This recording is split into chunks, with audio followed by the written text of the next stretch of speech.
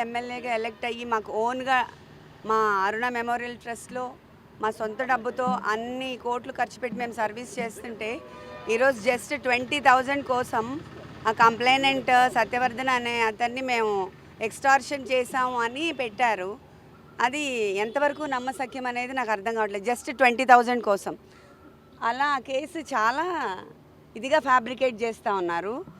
ఆ అబ్బాయి మీద ప్రెషర్ తీసుకొచ్చి మనము 20,000 కోసం ఆ అబ్బాయిని అబ్డక్ట్ చేశామని అలా చాలా డిఫరెంట్గా ఫాల్స్ అలిగేషన్స్తో ఫ్యాబ్రికేట్ చేసేస్తూ ఉన్నారు.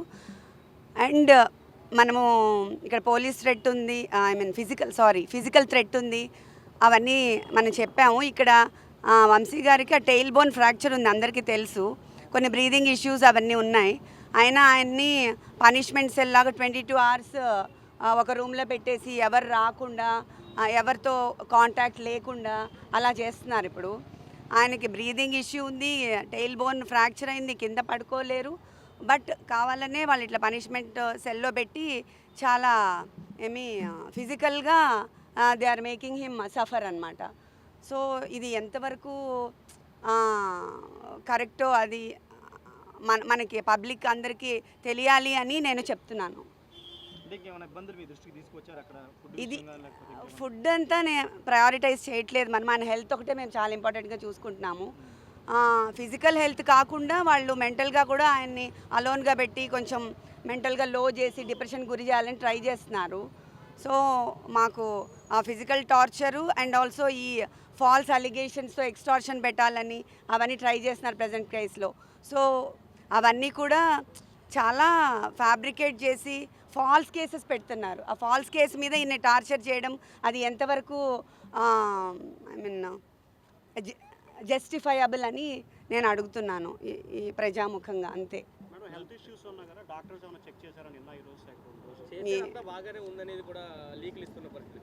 బాగానే ఉంది అంటే ఆయనకి టెయిల్ బోన్ ఫ్రాక్చర్ అయింది కొన్ని ఇయర్స్ క్రితం. ఆయన కింద అసలు కూర్చోకూడదు, పడుకోకూడదు అవన్నీ.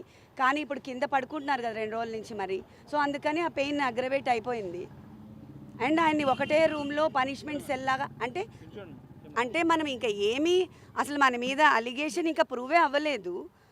ముందే పనిష్మెంట్ సెల్లో వేసేసి 22 hours ఆయన్ని లాక్డ్ డోర్లో పెట్టేసి ఎవరు కలవకుండా ఒక 60 కెమెరాలు కెమెరాలు పెట్టేసి అలా చేయటము ఎవరైనా చార్లెస్ శోభరాజో లేకపోతే పెద్ద క్రైమ్స్ చేసే వాళ్ళని చూసేటట్టుగా they are taking him to that level.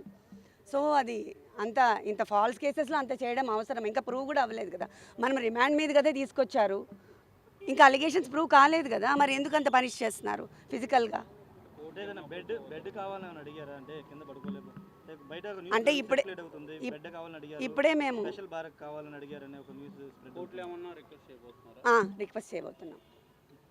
Request చేయబోతున్నాం మేము అది ఇప్పుడే. ఎందుకంటే ఆయన కింద పడుకోలేరు, కింద నుంచి లేవాలి ప్రతిసారి. జస్ట్ నేల మీద కదా, ఆ టెయిల్ బోన్ తగులుతూ ఉంటుంది కదా. టెయిల్ బోన్ మీకు అందరికీ తెలిసి ఉంటుంది, ఆ వెన్నెముకలో లాస్ట్లో ఉంటుంది. అది ఆల్రెడీ ఆయనకి ఫ్రాక్చర్ ఉంది పాపం. అదొకటి. బ్రీదింగ్ ఇష్యూస్ ఉన్నాయి. కోవిడ్ తర్వాత ఆయనకి చాలా బ్రీదింగ్ ఇష్యూస్ ఉన్నాయి, స్లీప్ యాప్నియా ఉంది. సో ఇవన్నిటికి అట్లా క్లోజ్ రూమ్లో లాక్ చేస్తే బ్రీదింగ్ ఆడదు కదా. బ్రీదింగ్ ఇష్యూస్ ఉన్న వాళ్ళకి ఆక్సిజన్ సప్లై సరిగా అవ్వదు. అవన్నీ ఫిజికల్గా టార్చర్ పెడుతున్నారు ఇప్పుడు.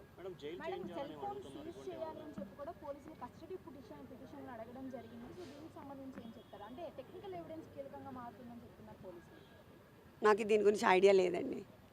సత్యవర్ధన్ అరెస్ట్ చేసి తీసుకున్నారు, స్టేషన్లోనే ఉంచారు. ఇప్పటికి వచ్చి ఎక్కడ మెజిస్ట్రేట్ ముందు కూడా ఆధారపరచలేదు. ఎలా చూస్తారు దాన్ని? అంటే ఆయన్నే కిడ్నాప్ చేశారనేది కదా కేసు. కానీ ఇప్పుడు అదే కదా చెప్తున్నాను. సత్యవర్ధన్ని మేము ఎందుకు కిడ్నాప్ చేశామంటే 20,000 కోసం అంట. అది అసలు ఏమైనా నమ్మశక్యంగా ఉందా? 2 సార్లు ఎమ్మెల్యేగా చేసి మాకు ట్రస్ట్ ఉంది, ఎన్ని కోట్లు ఖర్చు పెట్టాం, ఎంత సర్వీస్ చేసాం మేము. 20,000 కోసం చేస్తామా? అదంతా ఫాల్స్ కదా.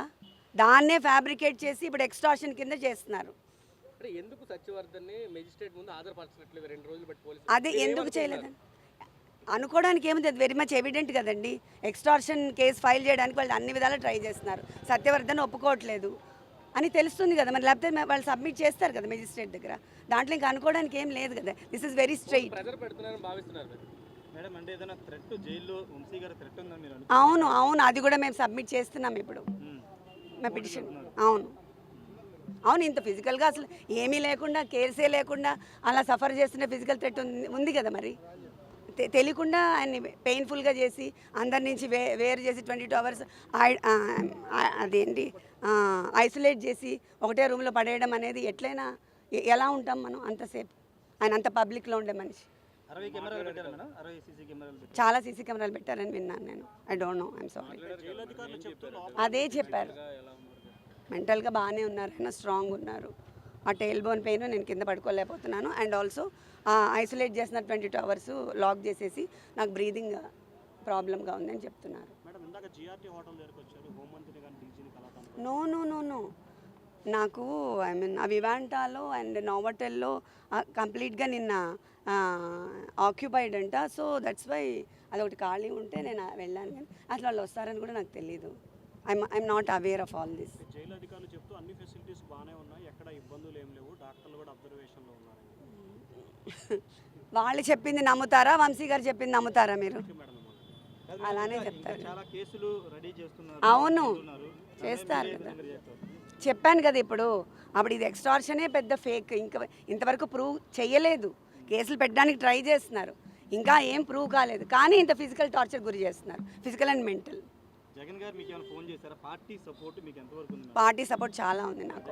అక్కడి నుంచే మాకు ఐ మీన్ లీగల్ సెల్ అంతా మనకి అక్కడి నుంచే వర్క్ అవుతుంది.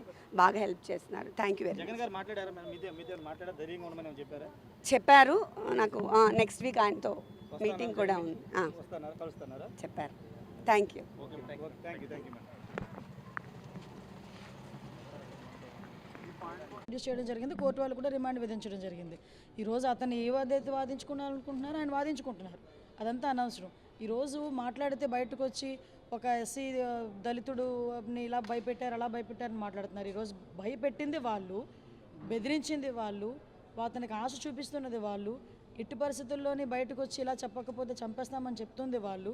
దాన్ని బట్టి ఈరోజు బయటకు వచ్చి ధైర్యంగా అతను మళ్ళీ కంప్లైంట్ చేశారు, వాళ్ళ బ్రదర్ కంప్లైంట్ చేశారు. ఈరోజు ఆ కంప్లైంట్ బేస్ చేసుకొని ఈరోజు కేసు పెట్టడం జరిగింది, రిమాండ్ కూడా వెళ్ళారు. ఏదైనా ఉంటే కోర్టుల తర్వాత తెలుసుకోవాలి. దాని గురించి కోర్టులో ఏదైనా మాట్లాడతాం. బయటకు వచ్చి వీళ్ళు ఈరోజు పాలిటిక్స్ మాట్లాడుతున్నారు. లాస్ట్ 5 సంవత్సరాలు జరిగినవి ఎవరైనా మర్చిపోయారా? లాస్ట్ 5 సంవత్సరాల్లో డీజీపీ ఆఫీస్కి కూతవేటు దూరంలో ఉన్న మా పార్టీ ఆఫీస్ మీద దాడి జరిగిన రోజు ఏమయ్యారు వీళ్ళందరూ కూడా మాట్లాడేటప్పుడు? ఆ రోజు సీఎం అతగాడిని తిడితే వాళ్ళ కార్యకర్తలకి బీపీ పెరిగి ధ్వంసం చేశారని చెప్పి మాట్లాడిన సీఎం, ఆ రోజు సీఎం ఈరోజు మాట్లాడుతున్నాడు. ఏదో అంటారు కదా, నీతి కబుర్లు దయ్యాలు వేదాలు వల్లించినట్టు మాట్లాడుతున్నాడు. ఈరోజు ఆ రోజు బీపీ పెరిగితేనే మా కార్యాలయాలు వచ్చి బదలగొట్టారని మాట్లాడుతున్నారు. మేము ఈరోజు అటువంటి ఆ కేసులన్నింటిని కేసులన్నీ ఉన్నాయి, నడుస్తున్నాయి. ఆ రోజు కేసులు పెట్టారు, నడుస్తున్నాయి. వాటన్నిటి మీద ఈరోజు న్యాయ విచారణ జరుగుతోంది. ఏంటి కుట్ర? పోలీసులకి ఏంటి అవసరం? ఈరోజు సత్యవర్ధన్ వాళ్ళ బ్రదర్ వచ్చి కంప్లైంట్ పెట్టాడు, నాకు న్యాయం జరగాలి, మా అన్నని ఇలా బెదిరించారు, కిడ్నాప్ చేశారని చెప్పి. సో దాని మీద పోలీసులు యాక్షన్ తీసుకోవాలి కాబట్టి పోలీసులు యాక్షన్ తీసుకున్నారు. దానికి సంబంధించి కోర్టులో ప్రొడ్యూస్ చేశారు, ఎవిడెన్సెస్ అన్ని ప్రొడ్యూస్ చేశారు.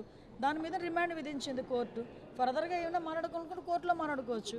కానీ నేనేమంటానంటే ఇవన్నీ జరుగుతున్న నేపథ్యంలో బయటకు వచ్చి మాజీ సీఎం ఈ పులివెందుల ఎమ్మెల్యే బయటకు వచ్చి ఆయన తెగ బాధపడిపోతూ మాట్లాడుతూ ఉంటే 5 సంవత్సరాలు ఆ బాధ ఏమైపోయింది? లాస్ట్ 5 సంవత్సరాలు అన్ని పార్టీ కార్యాలయాల మీద దాడులు చేశారు, మా మీద దాడులు చేశారు, మా మీద అబద్ధపు కేసులు పెట్టారు. మేము నిజంగా రివెంజే తీర్చుకోవాలి అనుకుంటే 7 నెలలు ఎందుకు ఆగుతాం? ఈరోజు వరకు ఎన్నెన్నో మాటలు మాట్లాడిన వాళ్ళందరూ కూడా రోడ్ల మీదకి వచ్చి బాగానే మాట్లాడుతున్నారు కదా. మేము వాళ్ళ మీద ఏం కక్ష సాధింపు ఏం చేయలేదే.